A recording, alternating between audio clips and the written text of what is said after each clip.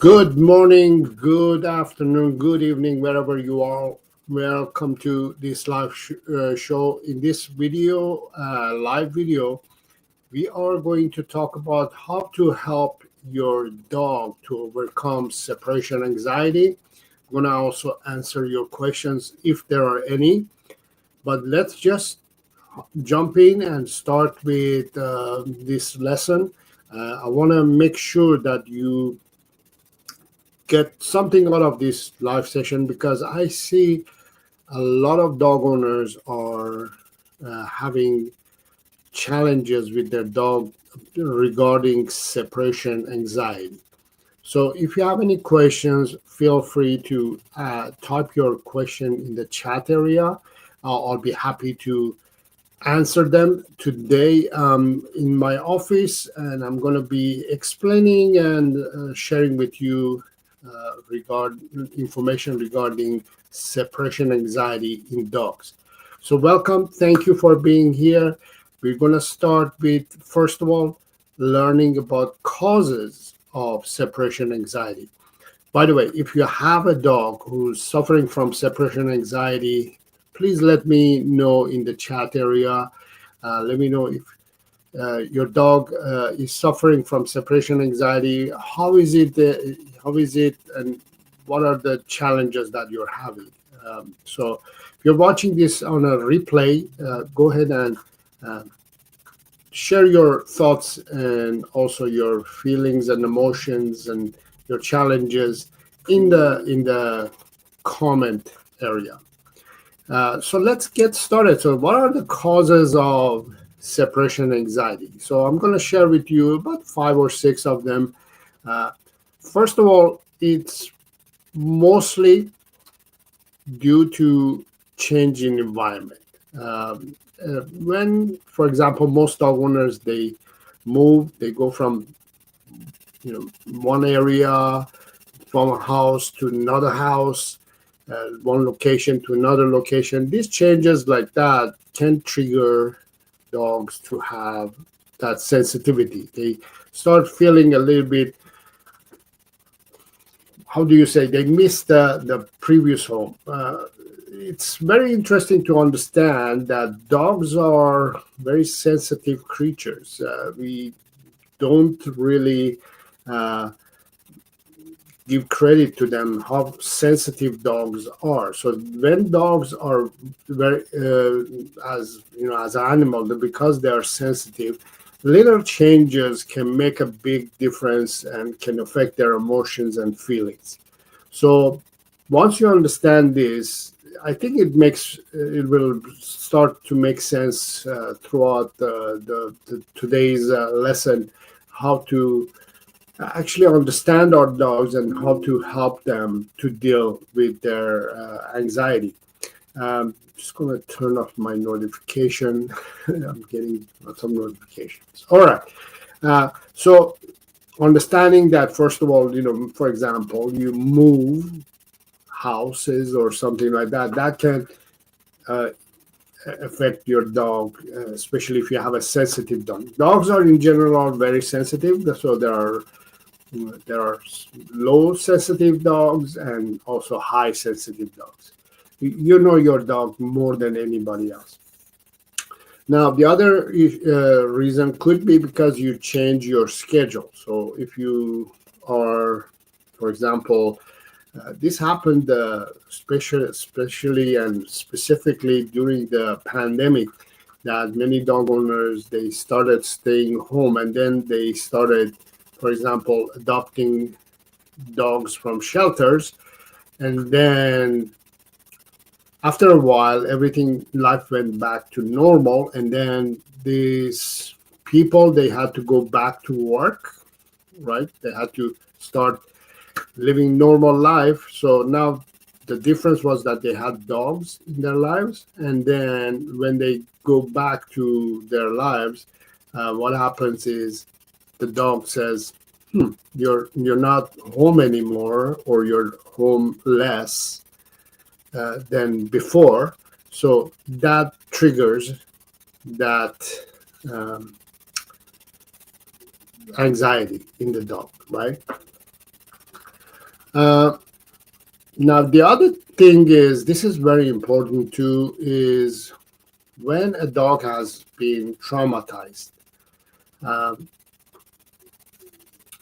like when a dog is, for example, in a shelter or dropped off at the shelter, and then somebody comes and adopts that dog, that already, there's just the fact that the dog has been um, separated from its original owner and now is living with in the shelter or is living in a new home with a new family.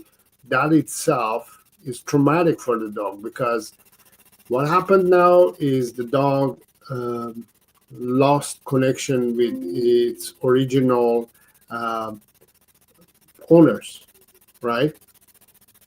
So what happens is that causes already trauma to happen in the dog. And once the dog is started living in a shelter, that's another layer of trauma that has been added to the dog. And then now the dog comes to a new home, let's say your home, and now is living in your home. That's another layer. Although your intentions and your feelings and emotion is that to help this dog, but the reality is that the dog says, "You're a stranger. I have to start trusting you, building bond with you, and stuff." That itself causes a lot of trauma to develop in the dog. So we'll come back to this later on as well, because this one is very important, and it's very uh, common in dogs and dog owners, that especially separation anxiety happens with dogs who have been rescued or uh, been fostered, or uh, you know adoption, after adoption, so or have been adopted. These dogs tend to be more sensitive and more traumatized than others. Therefore, they have more uh, reaction to separation anxiety. So we'll come back to this later. The other reason could be the cause of separation anxiety is lack of socialization. Now, this many dog owners, again, maybe you don't realize, but when you don't socialize your dog, especially when they are puppies and they're in that age and stage that they need to be socialized. When you don't socialize them properly, what happens is when they get older, the lack of socialization or lack of social skills can harm them in the future, because when they are in a young age and they don't socialize to learn, they don't learn how to socialize with other dogs, environments, and people, and things like that. When they are older, they start being sensitive to everything. And when they get sensitive, they start adding anxiety and stress into their system, especially when you are, let's say, in the house living with your dog, and there are in other family members, and then maybe you leave the house, or one of your family members leave the house, then your dog starts being anxious. That's a clear sign of a dog who has had lack of socialization. So that could be one of the causes as well. Um,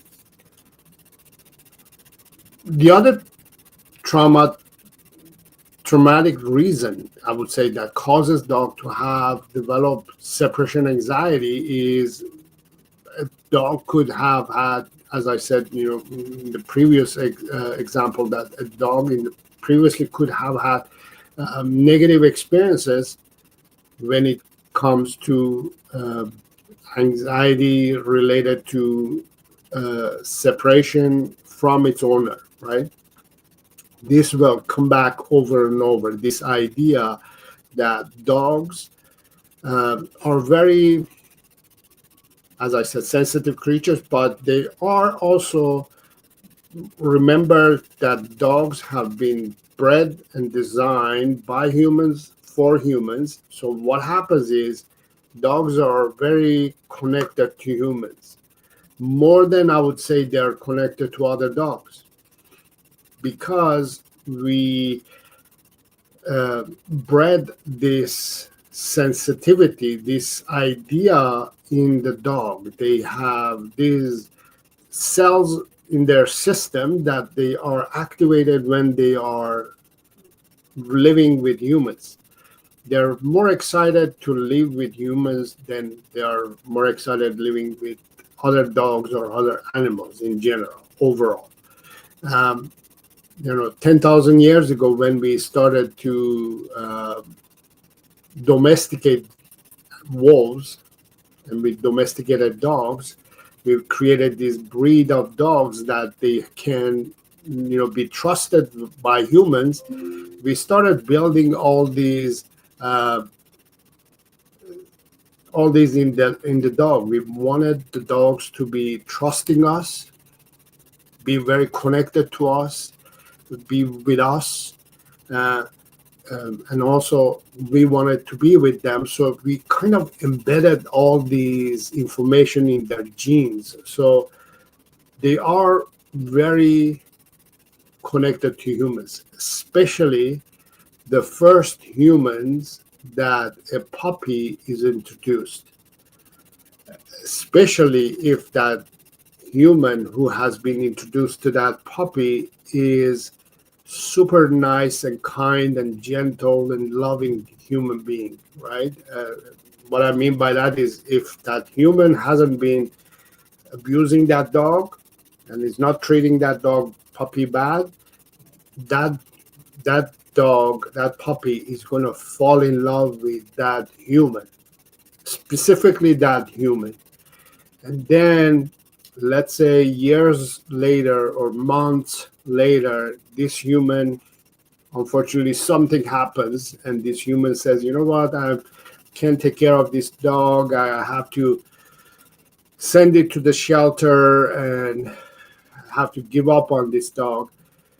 From our point, that's all we're doing. We're sending the dog to the shelter and we're letting it go. Somebody else is going to take care of it. Somebody else is going to adopt it and rescue it and take care of it. But from the dog's point of view, it's like the worst thing that you can do. That separation of the human from the dog, it's like uh, end of the world for the dog, right? End of life. Because dogs trust us so much. Dogs really fall in love with us. They believe that this human is everything. I am going to do everything and anything that I can do to be the best dog for this human. And then when that connection is broken, it's the end of the world for that dog. And that can traumatize that dog completely, to the point that that dog doesn't enjoy life anymore. So again, we'll come back to that.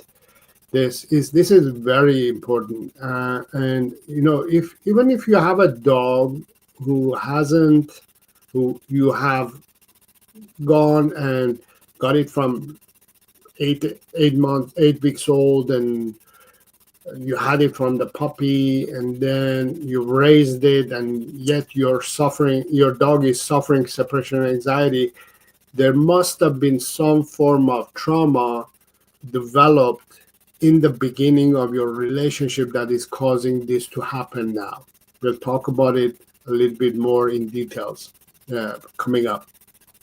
I hope you're enjoying so far the live session. Feel free to ask your question. If you have any question comes up, just go ahead and ask it in the chat area. And if you're enjoying this, give it a like. So let's continue the symptoms of separation anxiety. Let's learn about the symptoms of separation anxiety. Maybe when you leave your dog home alone, you know, you have to live. You have to life happens, and we have to go somewhere, and we have to leave our dog. Maybe your dog barks, excessive barking or howling. Especially if you have beagles, right? They howl if they are left home alone. I've heard so many stories of uh, beagle owners. They're saying their neighbors complain that when the beagles are left home alone, the beagles are howling. They're not barking, they're howling. It's different. As a beagle owner, you know the difference, right? And if you are not a beagle owner, you will have to experience the difference of howling and barking, right? Uh, so your dog could be howling and barking, or you may experience that your dog is showing destructive behavior, like chewing, digging, or uh, destroying furniture. Specifically doors and windows. Doors and windows are very common in situations like that. That's because those are the exits of the house. They want to get out and come and find you. I'll explain exactly why that happens. But yes, that could be one of the symptoms, right? They may be trying to escape too, right? Where they're having confined, right? Either in the house, you left them in the house and they're trying to escape the house, or you have put them in a crate and they're trying to get out of that crate, and they either damage the crate or damage the floor, damage the mat or the floor of the crate, or they damage themselves somehow. Yeah, those are the uh, worst case scenarios. They may be, peeing and pooping in the house, right? Especially if they haven't been potty trained, right? But even if they have been potty trained, the trauma gets to that point that they can't control themselves and they urinate, or they pee and poop all over the place. The other symptom could be that maybe they are pacing. They do that repetitive behavior of going from the window to doors and back and forth somewhere. Just they keep going, pacing around, either in the fixed pattern, or even sometimes they do various pattern as well, but they go back and forth, or they run in circles. That could be sign of a symptom of separation anxiety. They may be also salivating. They salivate, right? They drool and they get really anxious. You can see visually that they're really anxious too. Or the other one is, which is very common as well, it's kind of a light warning from dog's point of view to you, which is when you leave the room that you are, they follow you everywhere. You go from room to room, or room to kitchen, here and there. They keep following you. So that could be also symptom, sign that your dog is suffering separation anxiety. Now let's learn how to manage separation anxiety. This is something that I would say the hardest part, but it's doable. It's possible to help a dog to overcome separation anxiety, but the problem is that, first of all, it takes some time to help the dog, and second of all, when we are dealing with a dog who has had previous or long-term trauma, Unfortunately, it's not that we can get rid of that anxiety, but what we can do is we can start managing it and controlling it and helping the dog to overcome it or handle it, be able to tolerate it. So one of them is simply is just gradually to you know teach the dog that it's okay for you to be alone. Um, so one of them, for example, would be you leave the house, come back in 30 seconds. And then again, you do it, you leave the house, come back in 1 minute. You leave the house, you come back in a minute, 90 seconds, and on, right? It's a long-term exercise that you have to do, but if you have the energy and time to do it, I suggest you to start working on that. That's easiest one of the easiest ways of starting to desensitize a dog. The idea here, let me explain one more time. By the way, if you're enjoying, give it a thumbs up.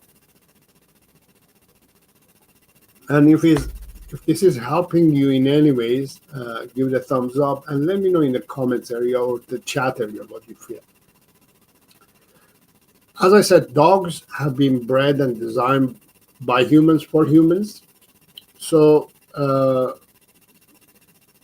although I would say, 10,000 years ago when we started domesticating wolves and created this domesticated animal of dogs, we wanted them to be very connected to us, very attached to us, very workable with us. We wanted them to hang around and protect us and be part of us.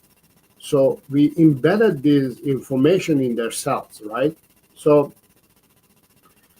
the other part that you have to understand that although we domesticated dogs from wolves, and wolves are the cousins of dogs, and although we domesticated dogs, there are certain traces of wolfness in dogs. What that means is, because of domestication, we have removed certain criteria of wolves in dogs, but there are certain bits and pieces of wolves in our dogs, and those information are hanging around dogs, either in a low level or high level. One of those information is the fact that dogs or wolves, they live in a pack. I'm not saying they're pack mentality. They don't live in as a pack mentality, bad thing. Pack is a word that we use for animals. For humans, it's family. So wolves live in a pack format, the same as humans live in family format. So let's use, instead of pack, let's use the word family. Okay, so from now on, I'm going to use family instead of pack mentality, family mentality. So wolves live in a family mentality. And the way they live is that they have mom, dad, kids, siblings, family members, and all that, right? And they create this family structure. They live together. And if, unfortunately, it's an animal, this is now we're talking about wolves, right? We're not talking about dogs. We're not talking about humans. We're talking about wild animals. Now, in the wild animals such as wolves, if a member of the family is weak or is useless, is kicked out of the family circle, unfortunately, that's the way it is. and that individual, if it's left alone, have you heard the term lone wolf? If it's left alone, it's gonna die. There is, although it's a wolf, it's gonna die living alone. They can't survive uh, living without the having the family around. They can't, unfortunately. They can't live and survive on themselves. So lone wolf will die. So if a wolf feels that it's alone, it will say, you know what, I'm gonna die. I can't live alone. Don't leave me, please. Don't kick me out of this family. But if you are useless and you're weak, or you're sick, or you're injured, or something has happened to you, you will be kicked out of the family. So now that information is kind of sprinkled in your dog, in the genes and cells of your dog. So this information now comes out in most dogs, either in a light form or heavy form. What this information is telling your dog is saying, mom and dad, or my family, human family, is my pack, is my family.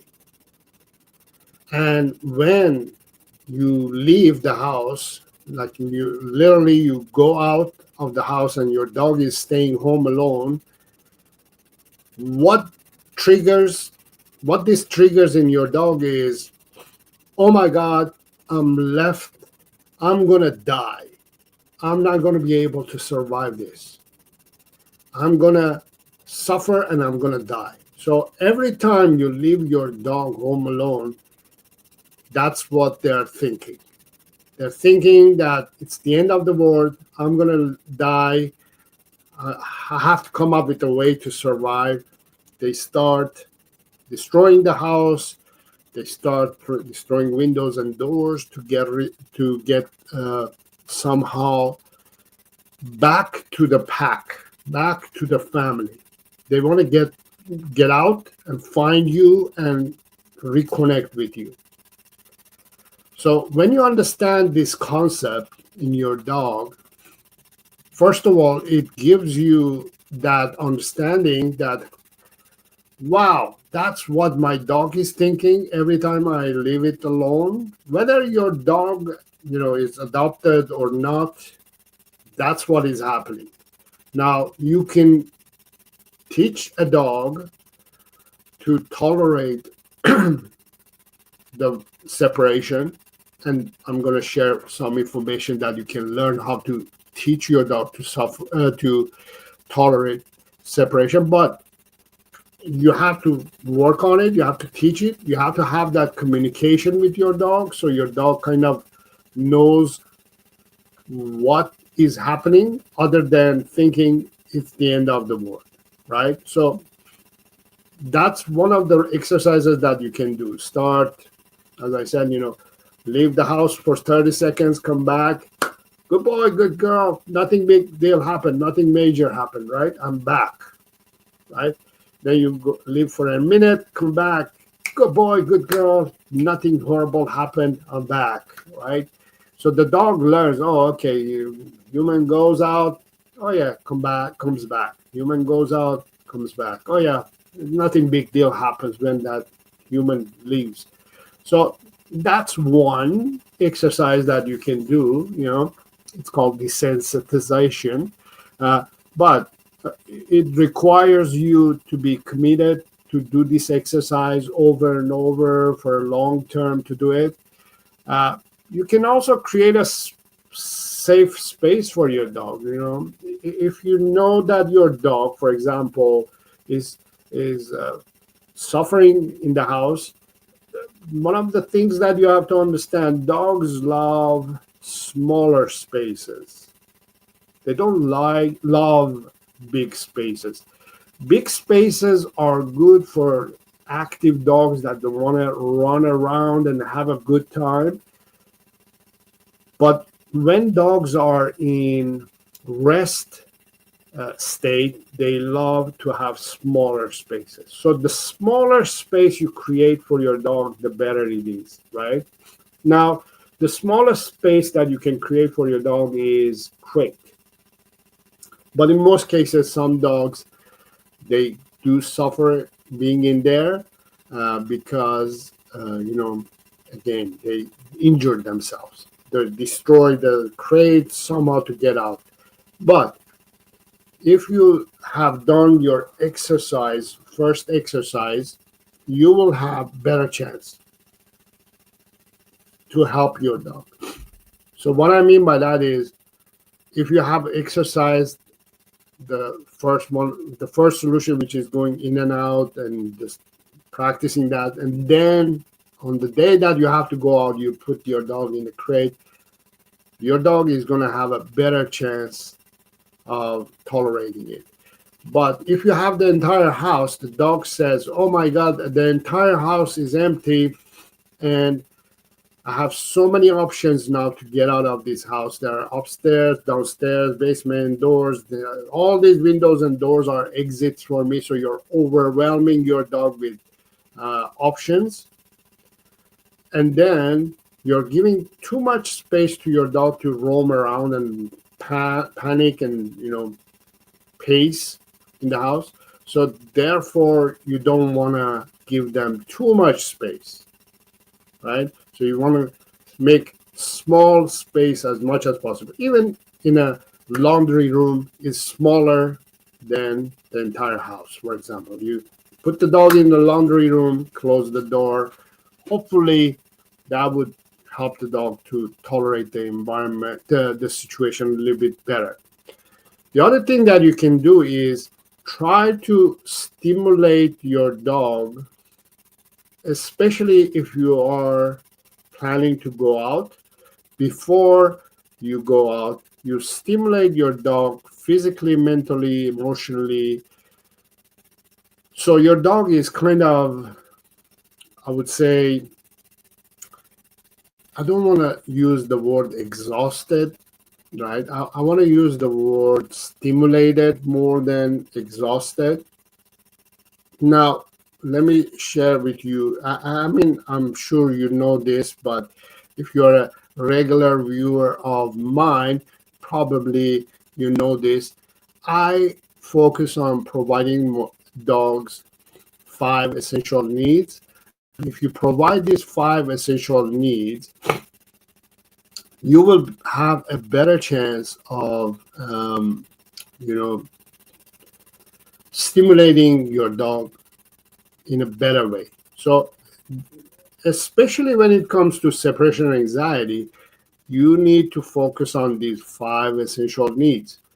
Your dog has to have its daily 5 essential needs provided before you leave them home alone.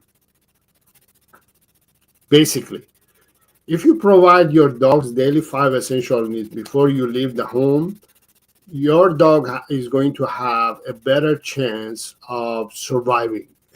You know what I mean? Let me explain this. So, I have my students. I have a program, dog training coaching program, and students in my program. One of the things that I teach them is, if you provide these 5 daily essential needs for your dog, your dog is going to, at the end, is going to say, you know what, just leave me alone. Leave me alone, go. Leave me, I'm done with you, human. Just leave me alone. I want to go rest and have a peace of mind, right?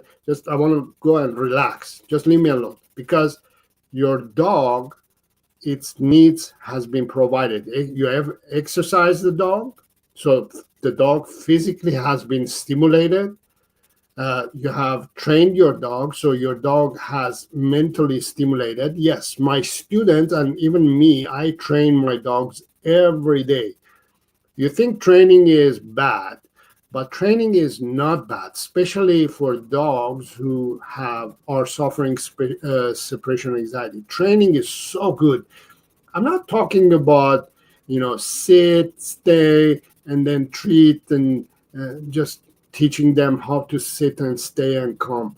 Yes, that also can be beneficial, but I'm talking about next level training, which I teach and coach and train my students in my program, but in a way that is fun, it's stimulating, it's beneficial, it's healthy, it's effective, it's all the good stuff happens. We don't use food, force, aversive tools and method. We use fun, play, and praise, and we train the dog every day. And the dog says, "Wow, I'm getting mentally stimulated too." So you're stimulating the dog mentally. Your next thing that you're doing is socializing the dog. So the dog is now socially stimulated as well. And then you feed the dog or you take care of the dog, which is physiological needs of the dog has been provided. So physiologically it's been stimulated now. And then we share a lot of affection with the dog. So we are emotionally stimulating the dog. So now the dog says, you know what? I Everything that I needed is provided and I'm done.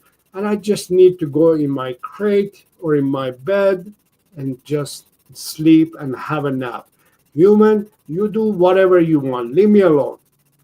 You want to do that level of providing your dog's essential needs, that to the point that the dog says, leave me alone.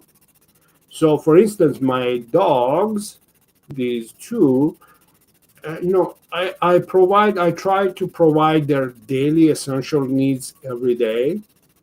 So at the end of the day, she goes in her crate, he goes in her crate too, and they start switching crates and go back and forth here and there. That's a different challenge that we have.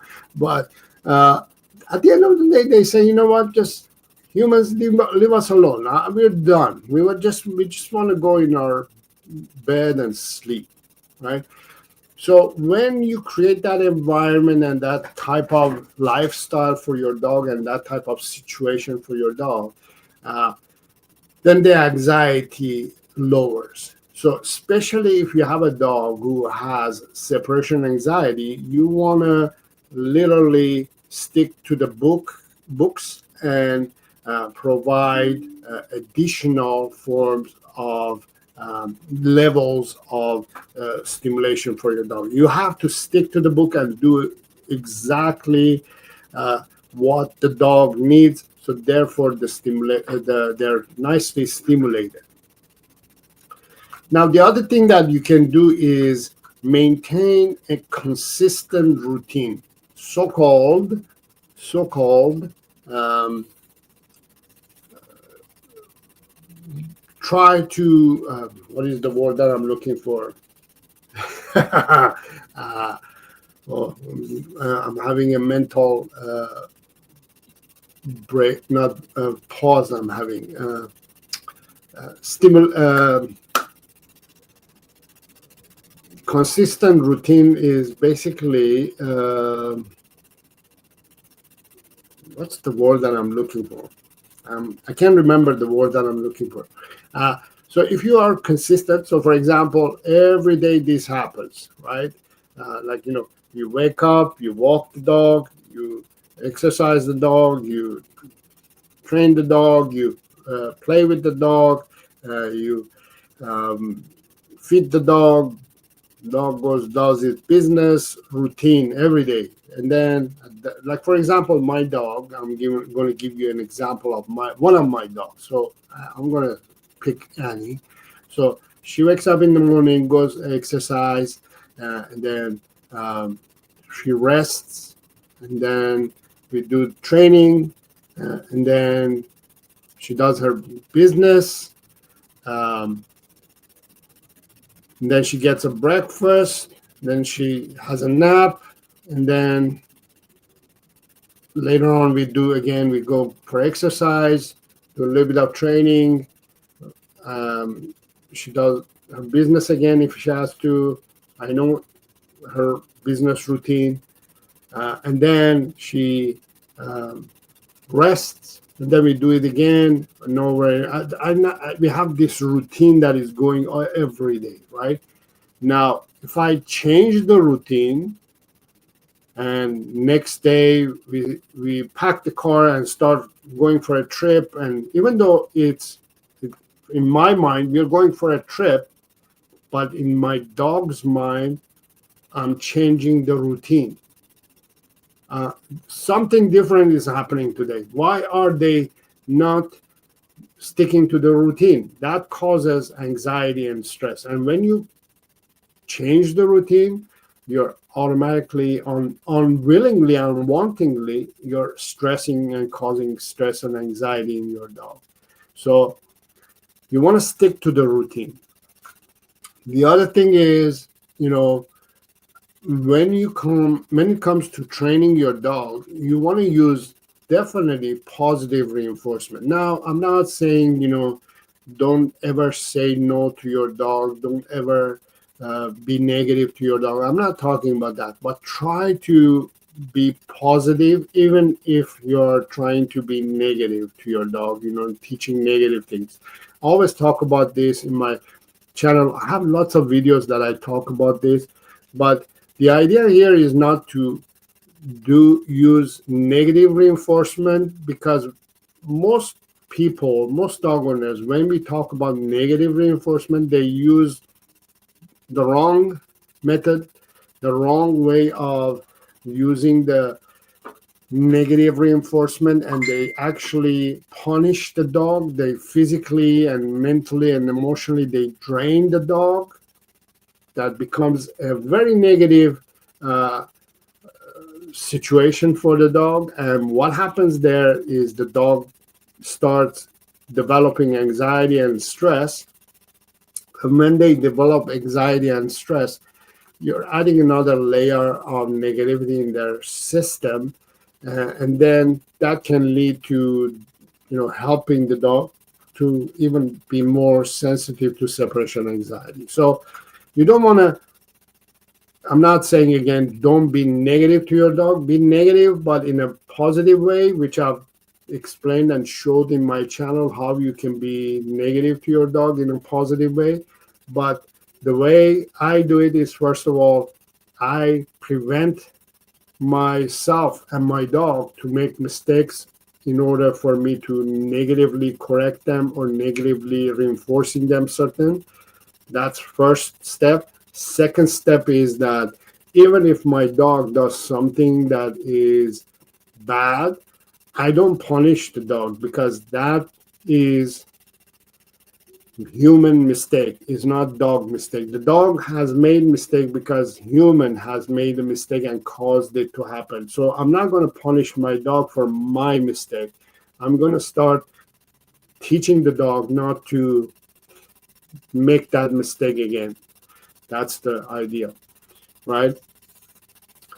And the next thing is, most of the time your dog could be because is lacking that social skills. Again, I explained, when they are puppy, if you don't socialize them properly, uh, when they grow up, they start, having this effect of um, anxiety and not knowing how to deal with problems with life. And what happens is they start, for example, asking for attention. They seek attention from you 24/7. They want to be by your legs, on your lap. They want to be with you the whole time. And if you leave them alone for a minute, they panic, right? So I want you to stop uh, being responding to their seeking attention activities that they do. For example, if your dog is coming in your space, again, understand that I'm not saying be negative to your dog and kick your dog away or anything like that. I'm saying is have some manner, have some uh, boundaries, develop some boundaries, develop some rules. Rules are good. I know humans don't like rules. We don't love rules, most of us. Uh, I don't like being told what to do by my wife, for example, or my wife doesn't like to be told what to do by me. That's human nature. It doesn't mean that I hate my wife. It's just that I don't like to be told what to do. That's human nature again. But most of the time, after a while, I say, you know what? She's right. I'm going to have to listen to that. I'm going to have to follow that rule, right? So I start following the rule eventually. So we do that with our humans, but we tend to not to do that with our dogs. We tend to free for all it for our dogs and just, oh, okay, let it do this, let it happen, let this happen, let that happen. We don't want to do that. We don't want to constantly serve our dogs exactly what they want. Sometimes we want to break their hearts and say, no, you're not going to get it. Now, the way you can counter fight that is, first of all, as a human being, understand that it's not normal for us as a dog owner to say no to our dogs, right? I understand that. We don't feel comfortable saying no to our dogs. But if you follow this concept that you say, you know what, I have provided my dogs daily 5 essential needs, then your conscience now is clear. Now your conscience is saying, you know what, I'm in peace. I have done my part. I have done my share with my dog, and I've provided its daily 5 essential needs. So now, leave me alone, dog. Go in your bed.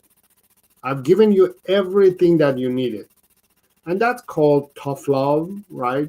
You just have to be honest with yourself and your dog, and just don't allow your dog to repeat that behavior over and over. So make sure that you are creating some form of boundaries, rules. Again, in human world, we don't like rules, most of us, but dogs and animals, they love rules. Rules rule the world.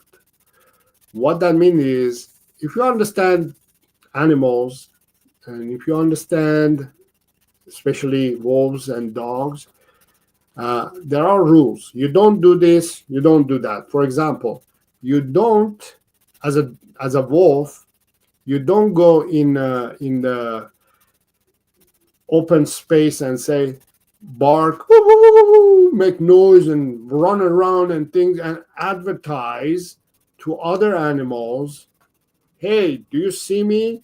I'm right here. Come and get me. You don't do that. That's the rule, right? As an animal, you don't advertise yourself to other animals, even though you're wolf, right? Because you don't want to be killed. You don't want to get involved with fights. You don't want to run around and chase or be chased. So there are rules, right? The rules say you stick together, you walk together, you migrate together without making any noise, without advertising yourself.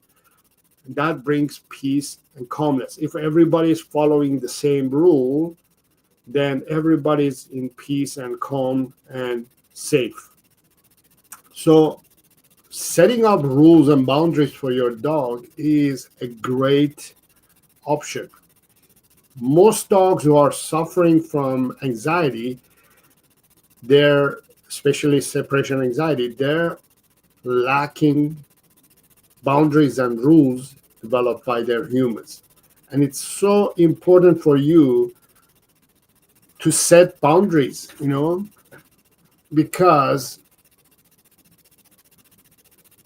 you feel bad, right? So Jackie is in the house saying it is hard to have boundaries when they love you so much and just want to be close. But I understand. That's great. You understand. Yes. As a human being, we are very sensitive to our dogs more than to our humans. I understand this and I know this, and you know that. You know that. You treat your dog way better than you treat your spouse. Am I right or wrong?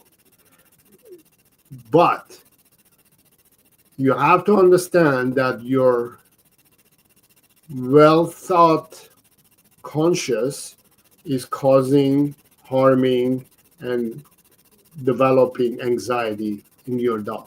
So you have to be a little bit mature enough and human enough to say, you know what, I'm going to differentiate the relationship a little bit. As long as, again, you stick to this formula of if I provide my dog's daily 5 essential needs, I will have uh, a better chance of setting up these rules and boundaries, right? Again, my students, they really, they understand the concept. Okay, I have to exercise, train, and socialize my dog, and care for it, and affection, and share affection. But once you start developing it in your life and becomes part of your life, magic happens, right? So those are the things that you want to start focusing on. Now, the other thing that you have to realize is preventing separation to anxiety to happen. So far, we've talked about how to manage it, but prevention is very important as well. If you have a dog that doesn't have separation anxiety, uh, what are the things that you should do? So let's talk about that. And by the way, if you're enjoying this session, give it a like again, and make sure to subscribe to the channel, and also make sure to share this video with other dog lovers like you, especially those dog owners who are struggling with their dog's separation anxiety. So let's talk about some prevention that we can do to help our dogs not to develop separation anxiety. If you're a dog owner who doesn't have a dog with separation anxiety, count yourself a lucky one, but start developing some prevention as well so you don't have to suffer and your dog doesn't have to suffer. So as I said, early socialization is very important. You have to invest a lot of time and energy in socializing your dog with humans, dogs, environments, objects, senses, smells, and all those stuff. So your dog has a good idea of what this world is, what this lifestyle is. And once they figure that out, then they can start relaxing and tolerating things. So for instance, if you introduce vacuum cleaner to your dog, so for example, my Harvey, he sleeps right in the middle of the living room, for example, as I am trying to vacuum the place, and I have to literally vacuum around him.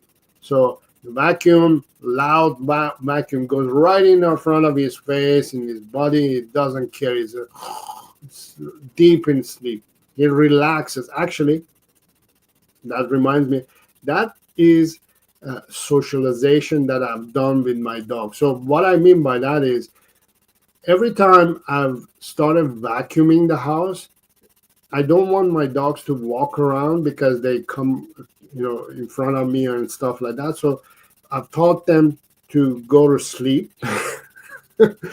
So as soon as I turn on the vacuum cleaner, it's like the lullaby starts, and they go to sleep. They just go to sleep, right? So what I do is I just vacuum around them. Sometimes I ask my big Harvey to go in his bed, and he goes in his bed, and I vacuum the house without them bothering me or anything like that, right? Um, Side note, Jackie says, my dogs do not have separation anxiety. Count yourself a lucky one. But when I'm home, they want to be right with me. That's, again, animal nature, dog nature, natural, normal behavior of a dog. They want to be with us. You know, we have bred them, designed that in our dogs. They want to be right with us. So there is nothing wrong with that. So, but start developing some management system to prevent it from happening. Um, like start leaving your house, your dog, home alone gradually. Right? Again, 1 minute, 1 hour, half an hour, 1, 2, 3 hours, and then you develop longer hours for the dog to be home alone. Uh, Also, make sure that your dog understands that leaving the dog home alone doesn't mean it's the end of the world. All that means is I'll be back. And you teach that to the dog using either that gradual absence of you, or you train the dog. One of the tools that I use when it comes to training a dog to learn separation is to and tolerate separation anxiety is the training of stay and wait. There's a difference between stay command and wait command. Stay command, you're in front of the dog, you're available to the dog. Wait command, you're not in the point of view of the dog, you're absent. So you teach the dog, therefore your dog can learn to um, tolerate uh, your absence. So also this teaches the dog to be independent, and I call it independence training. Um, Allowing the dog again, for example, Jackie, you're saying, my dogs, they don't have separation, but they want to be right by me. Like, teach them, okay, tonight for half an hour, you have to be in your bed over there. I'm going to be over here on the couch, for example. Or you can be in that room and I'm going to be in this room. Just practice those. It's good to teach this idea of them being independent.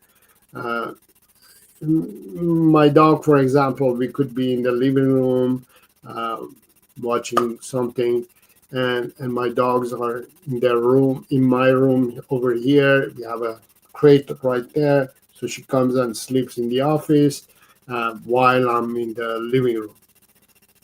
So she has learned to be independent, especially with my beagle. The beagles are independent breed, right? Did you know that they are independent breed? So what that means is they're independent to on working on their own. They're not dependent on the human. They can do the job, the work on their own, but they need humans to live with them. But the work is done independent. So again, he can tolerate being alone, right? So overall, for example, myself, when I'm leaving my dogs home alone, they're together. One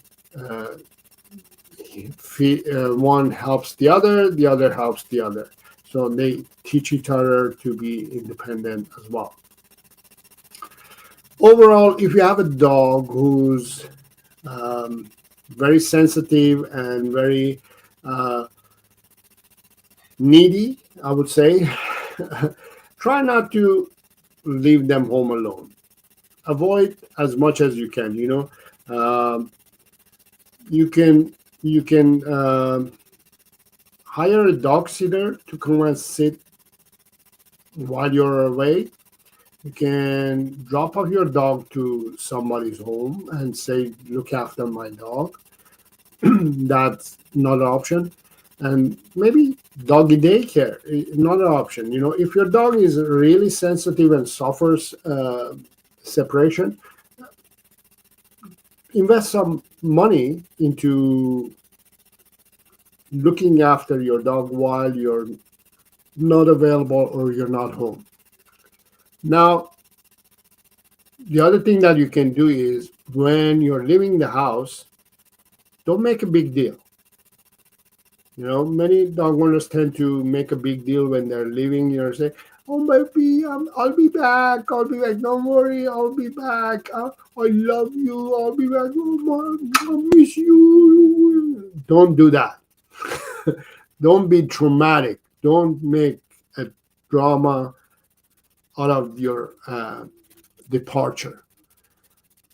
Just pretend that it's normal act that you're doing. You're going out. That's what happens. Humans go out, and if your dog learns that, oh, you always come back, it's not a big deal. It doesn't become a big deal. So when you're leaving and when you're coming back, don't make a big deal, right?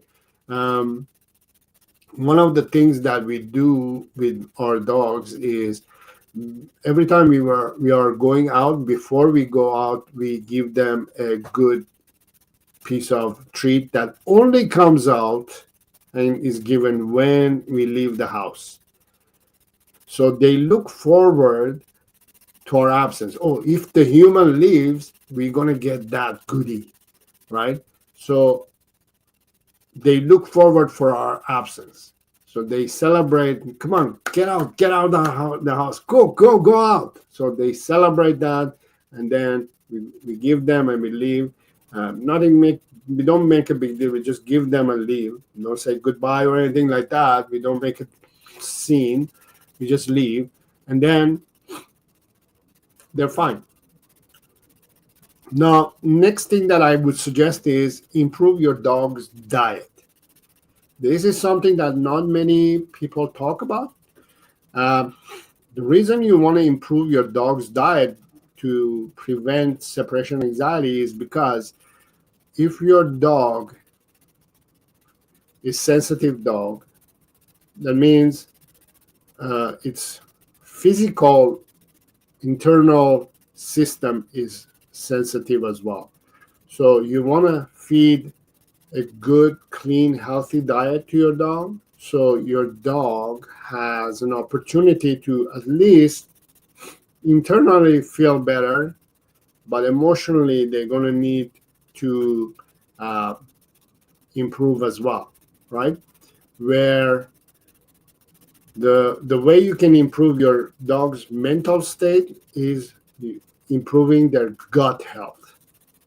If your dog's gut health is not healthy, that can impact their brain. Gut is our second brain in animals, in overall humans, dogs. So not only we have to improve our brain, but we have to improve our gut as well. So if you improve the gut, it will improve the dog's overall health, which is going to impact overall tolerance of anxiety, especially when it comes to separation anxiety. So I think I covered everything that I needed to cover, and I hope you enjoyed this lesson and these ideas, and you can kind of start working on those and helping yourself and your dog to start tolerating separation anxiety. If you enjoyed this live session, give it a thumbs up, share, and also comment in the comment area what was the highlight of this session. What was one thing that you can take away from this live session, that lessons that you learned. And I hope you enjoyed this session. I had fun sharing this information, and I believe it's very important for dog owners to be educated, to become an educated dog lover and have a healthy and happy relationship with their dogs. And if you want to learn more, you can check my channel for other content that I've shared in my channel regarding this topic and other issues that you may be dealing with your dog. But if you want to work with me and have a force-free, tailored solution for you, and if you're dreaming to have a perfect dog and lifelong result, I highly suggest you to book a free video call with me where we can talk about all the details that you need to know and I need to know to see if I can help you to achieve your goals and have the results that you want. Simply, the link is in the description. Go ahead and check it out, and I hope that I can help you in the future. I hope you enjoyed this session. I had fun. If you have any other questions, leave them in the comments area. And until next time, have fun with your dog.